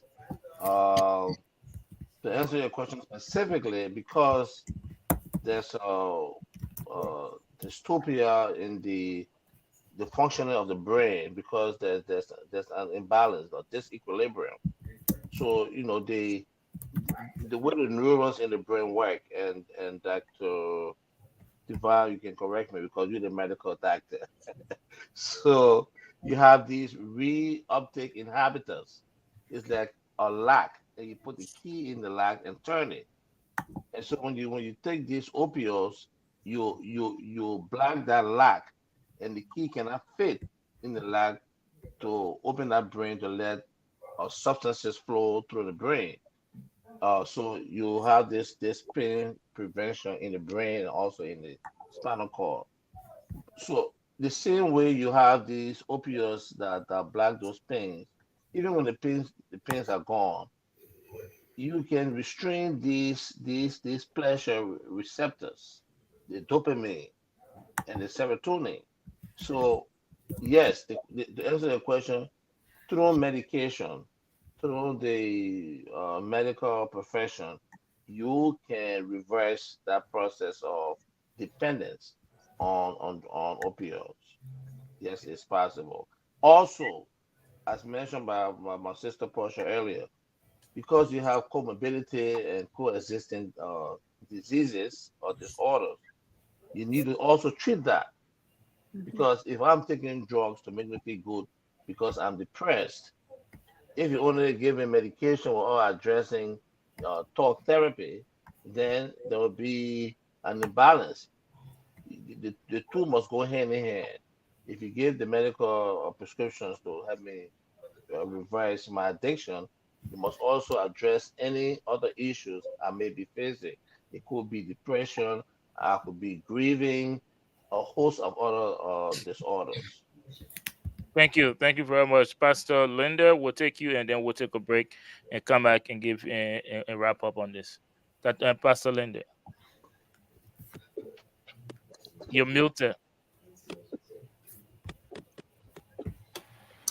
Uh, to add on what Dr. Moore was saying, I think maybe the piece I want to add is that uh, I think this is why the county and other stakeholders, government apparatus have seen that because they cannot reach the population, we are in the community.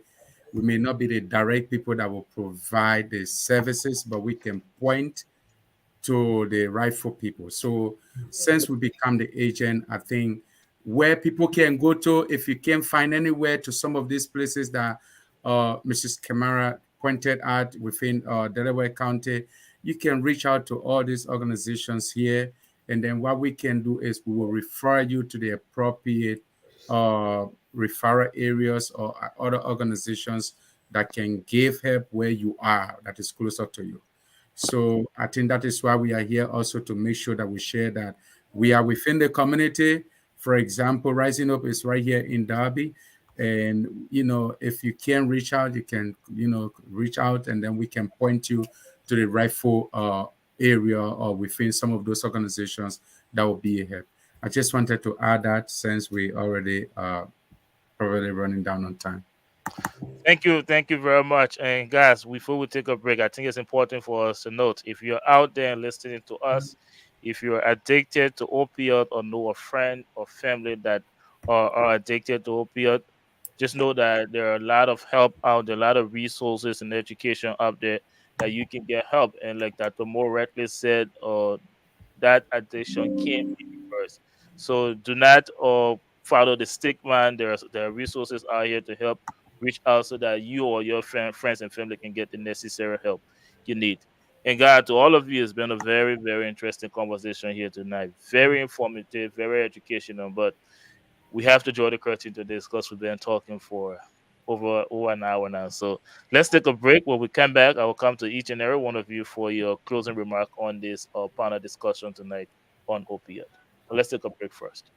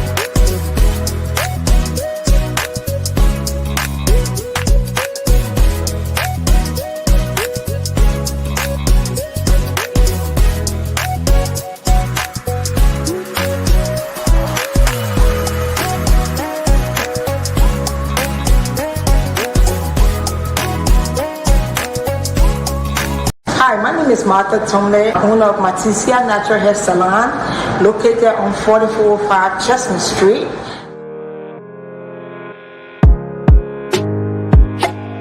We are specializing in locks, natural hair, braids, and etc.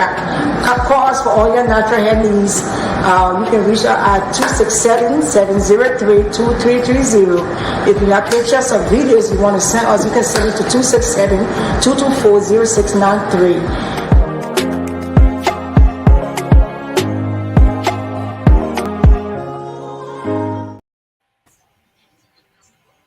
Welcome back, ladies and gentlemen. You're here on the Liberia Radio and Television Network, and we are bringing you a special panel discussion with the Multicultural Family Services partnering with other participating organizations.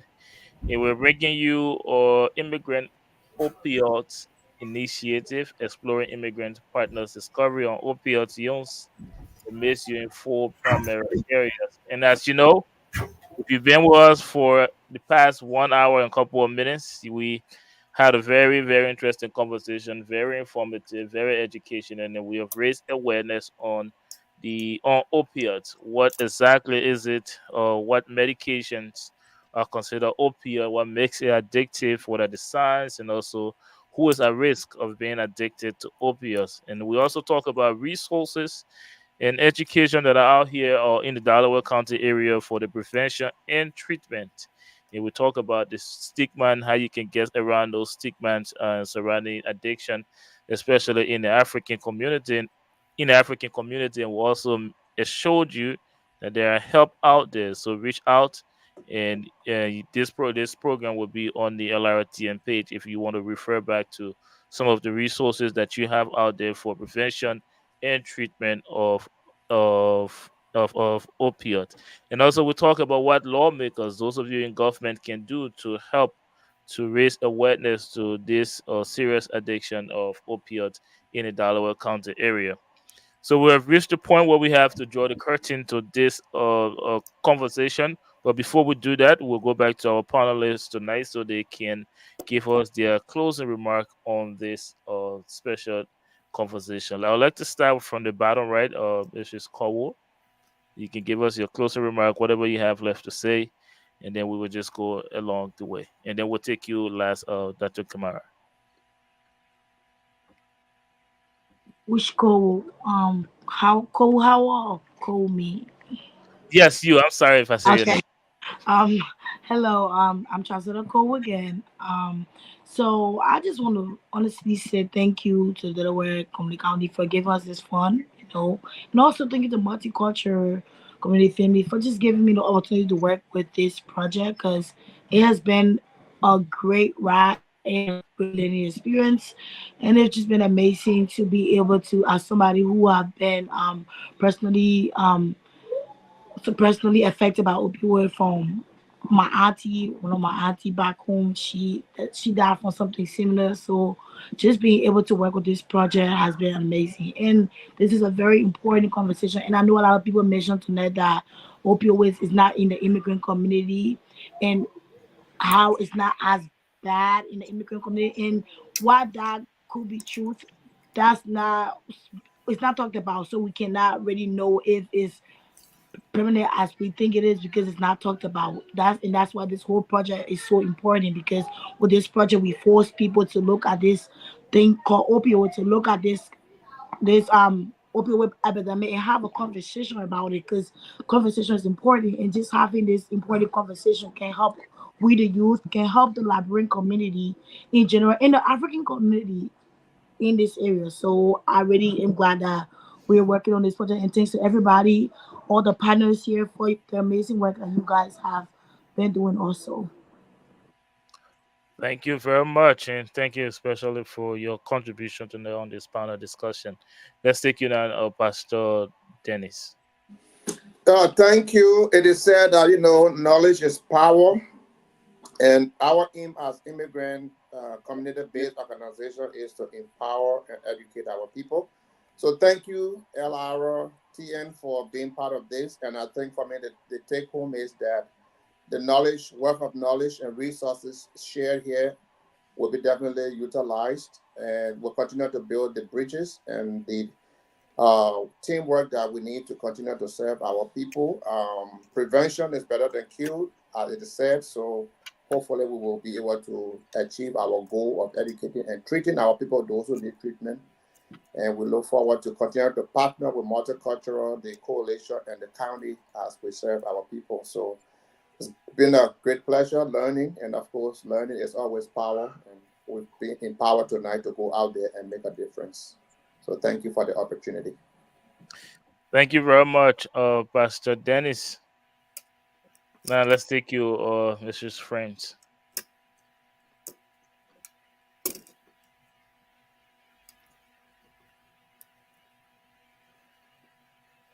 Let me unmute you, and then you have to unmute yourself. Mrs. Frames, you have to unmute yourself. You have to press the microphone. Maybe we can go to the next person and come back to Yes, her. let's take you, Pastor Linda. We'll come back to you. Thank you so much. Can you hear me? Yes, loud and clear.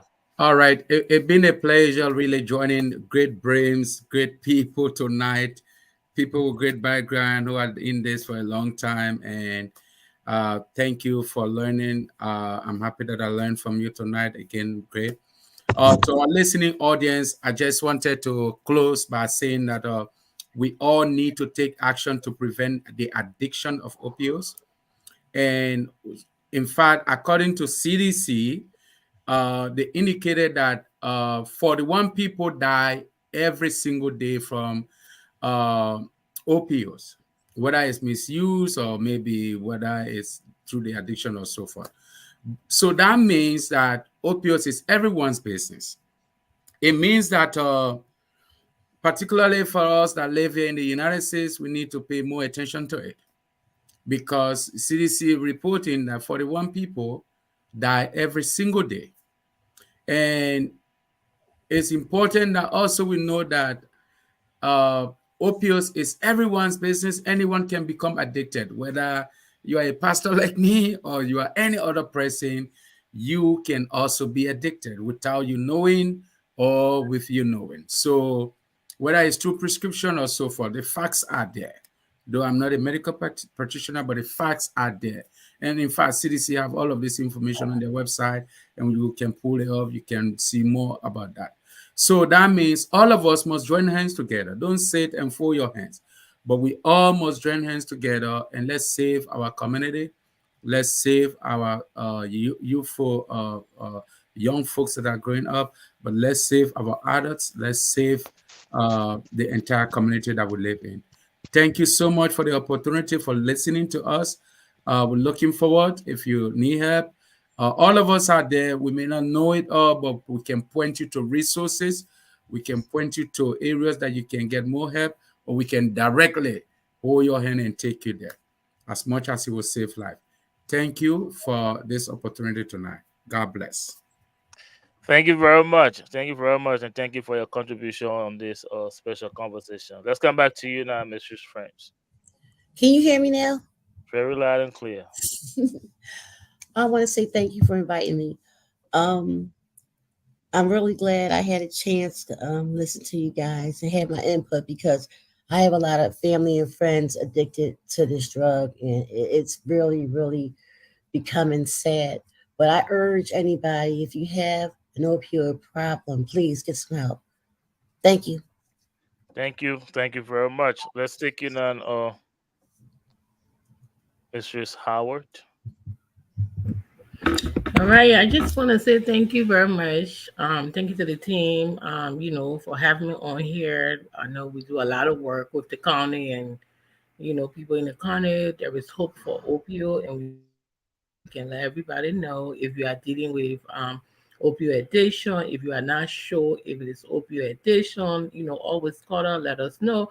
Like one of the panelists said that most of the hospital is filled, most of the to get therapy is hard, but a lot of people when they call us in the community, we are able to help them and link them with those different services in the community. We get the call all the time to link them because of, the confidentiality issue, the stigma issue, but we don't want you to hold back, the community to hold back and dealing with addictions, opioid addiction issue or other addiction issue and just hold back because they are afraid. We are here, we're gonna help you. We are therapists, we have the expertise to help you and link you with the right services. I mean, tonight you heard about the different services in the county. If you are unable to get an intake or able to, just make that phone call, able to make the call, we can come to you, we can sit with you, we can help you. So just find us, find our offices, our numbers are there, our organizations are listed everywhere. Just find us, we'll be able to help you. But I want to say thank you to this team tonight, our TN for hosting us. Thanks to Multicultural for, the partnership, and to the DCIC. I want to say thank you to everyone tonight. It was a great show, and we look forward to working together in the future. Thank you very much. It was a pleasure having you on this panel discussion, and thank you for your contribution as well. Let's take you now, Dr. Glenn W. Moore. Thank you, LRTN and the multicultural as well as partnering agencies.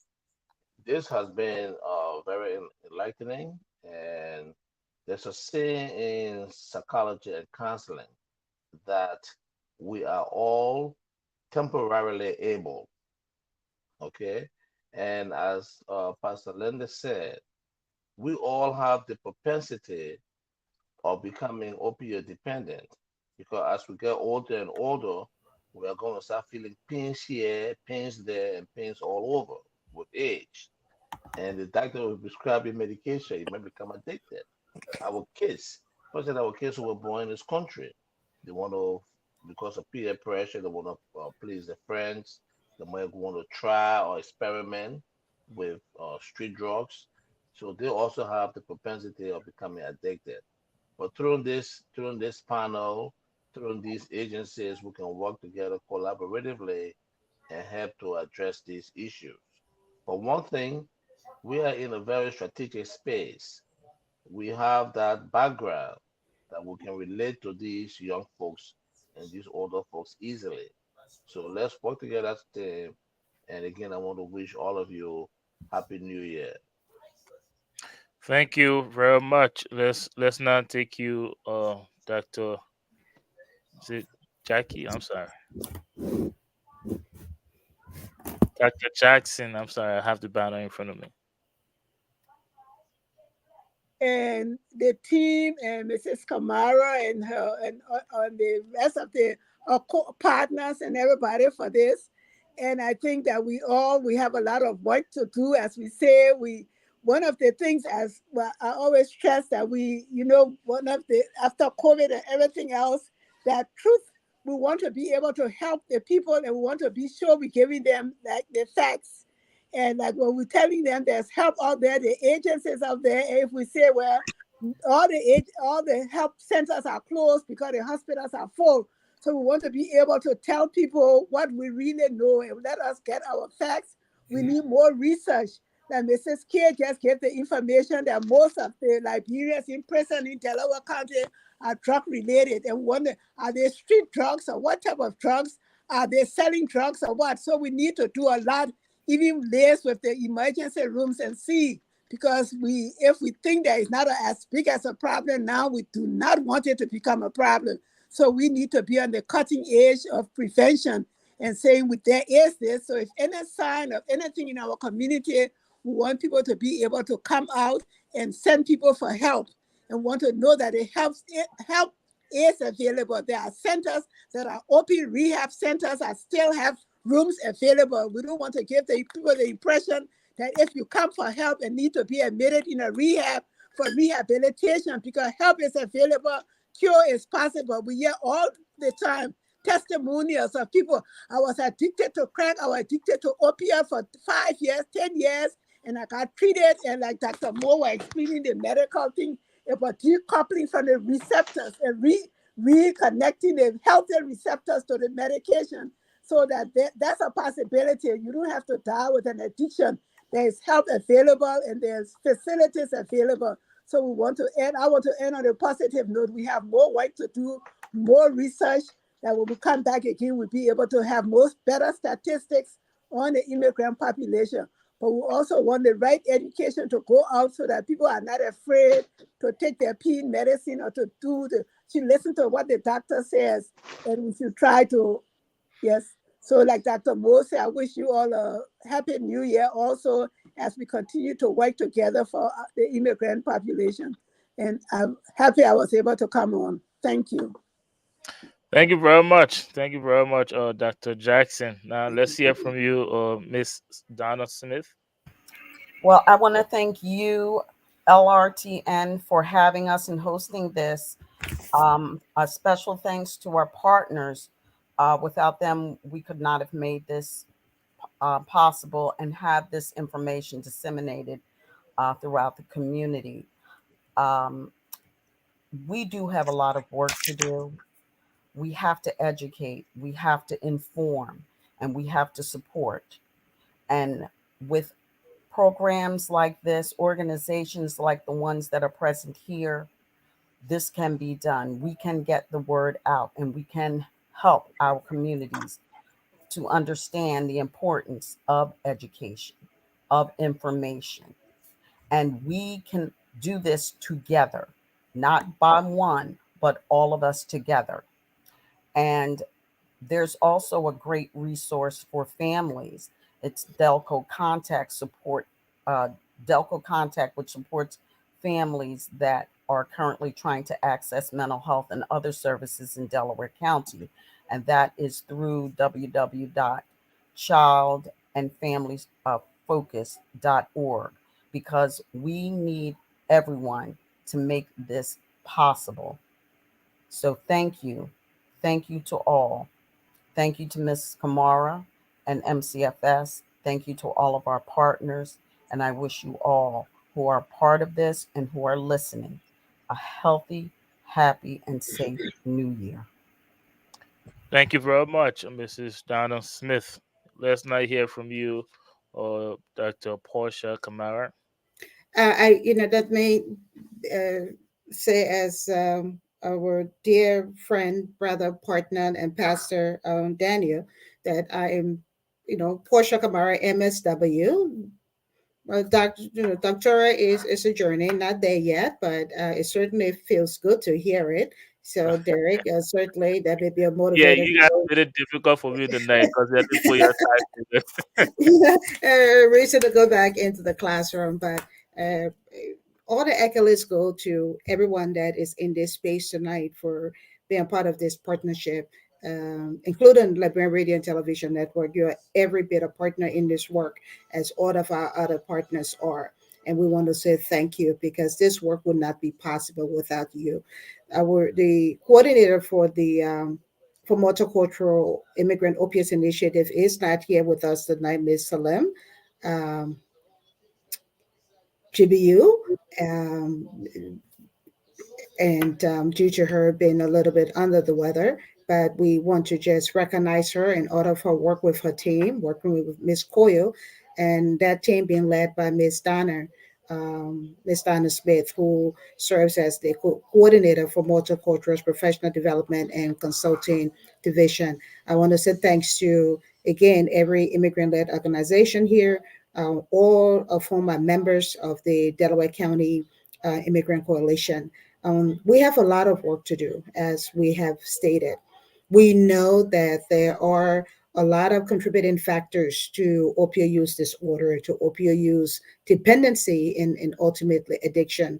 From over prescription of opioids back in the 1990s, what we're starting to see a wane of that right now, to a rise in synthetic opioids on the streets, fentanyls, for example, that started over 10 years ago or close to 10 years ago. We've talked a lot about our discoveries as a result of participating in this initiative over the last 5 months. While we know that the immigrant community has not yet been severely impacted, our work has established that there is definitely a use and use is going on. And what we want to do is to prevent prevalence.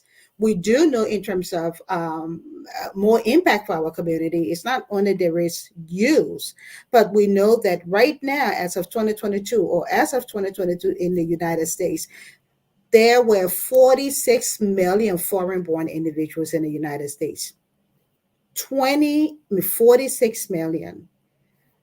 The research has shown that of that, about 7.8% of that 46 million foreign born members or residents of the United States have used prescription opioids, according to Sites and Davis, a research done by them in 2019. 7.8%. We do know, however, as I said, we have use, not prevalence, that use is lower than the broader population, but our work has established there is use. And that is significant. Why? Because it tells us a problem is on the horizon and we need to do the work now to ensure that it does not get to be an epidemic. We also know that there are several potential causes that results in overprescription and that lead to why members of our community, and I'm speaking very broadly, the immigrant community, while we are accessing or we are being driven to use some of the drugs that have been identified, fentanyl, those synthetic drugs. It says to me that, again, there is work to be done. We know that as individual immigrant led organizations, we cannot do this work alone. We must do it in partnership with, are you there? Can you hear me? Yes, yes, I'm Oh, listening. wonderful. My computer is acting up. We must do it in partnership. We must do it in collaboration, not just with immigrant led organizations, but we must do it in partnership, in collaboration with the powers that be. So, a manifestation of our presence here today that resulted from the funding provided by the Delaware County Council speaks volume. Very small funding, but it brought us together. What it says is that part of that work is engaging our legislative leaders and letting them know that use has been discovered and that work must be done to bring about prevention, awareness, education, so that we do not have to go down the road of treatment long term, but rather, if treatment must, and I'm talking substance use disorder treatment, let's do the work now so that that treatment is short term and not long term. So my hope is that born out of what we have done tonight will come more conversations, not just amongst ourselves, not just within our community, but with our senators, with our mayors, with our representatives, state and federal, with pharmaceutical companies, with academia, so that we are engaging in community based participatory research, so that we get to know more of what the problems are, what the issues are, and thus equipping ourselves to better support our community so that we do not get to the stage where it becomes an epidemic. I want to say thanks to everyone here. Thank you, Ms. Donner and this team at Multicultural. Thanks to our partners again. Thanks to all who are listening in the diaspora. I hope this is just the beginning of this work. I hope that we will bound together as one collectively to seek the funding that we need, the resources that our community needs to really dig in and support members of our community that are impacted right now, even as we speak. Thank you. Thank you. Thank you very much, guys. Thank you to all of you, our esteemed panelists, for your contribution on this Immigrant Opioids Initiative. And to those of you watching us, thank you for being with us and also for contributing in the comment section. We wholeheartedly appreciate that. And to all of you that continue to follow the Liberia Radio and Television Network, we would like to extend our gratitude. And to those of you that are now already doing it, please make sure you share, like, subscribe to the Liberia Radio and Television Network. So this is where we'd like to draw the curtain to this panel conversation on Immigrants Opioid Initiative held by the Multicultural Community Family Services and some other participating organization, namely the All Liberian Diaspora Women Organization, or for all agencies, Centro de Apoyo Comunitario, I don't know if I'm saying that right, International Center for the Alleviation of Poverty and the Rising Hope for Change organization in the Rising Hope for Change organization. So again, guys, before I officially draw the curtain to this episode, I once again like to say thank you to all of you esteemed panelists, and I would like to say thank you to those of you watching us. And I would like to wish you all a happy new year. But for now, let me say a pleasant good evening. Thank you. Thank you. Thank Thank you, you. Thank you so much, Derek and Mr. Thank you. Anderson. Great job. Thank you.